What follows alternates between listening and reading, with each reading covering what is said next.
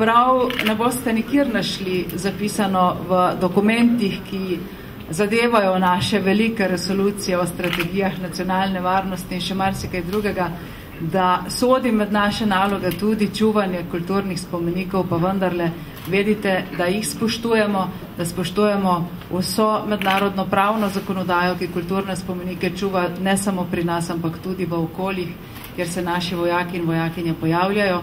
In vedite, da razumemo, da je čuvanje kulturne zgodovine, kulturne dediščine in sporočil, ki so ključne za obstoj slovenskega naroda na tem prostoru, da vse to vedno na Ministrstvu za obrambo in zlasti v Slovenski vojski čuvamo z veliko osebno in seveda tudi skupno odgovornostjo.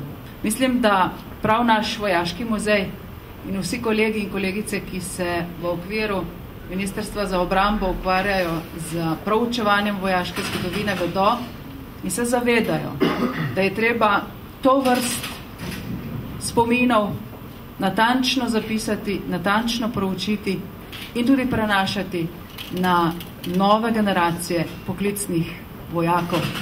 Zakaj je to tako zelo pomembno? Naši vojaki in vojakinje, vsi naši pripadniki sistema zaščite in reševanja dobro vedo, da je treba varovati naše ozemlje, našo domovino.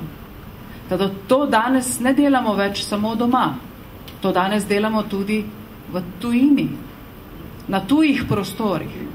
Toda, ko si v tujih prostorih in v tujini, je zelo pomembno vedeti, kdo si, odkot prihajaš. In ko moraš povedati, kdo si, si to samo zato, ker si imel, ker imaš zgodovino, ker imaš tradicijo za sabo, ker imaš za sabo Andreja Torjaškega, generala majstra, pa še marsikoga drugega.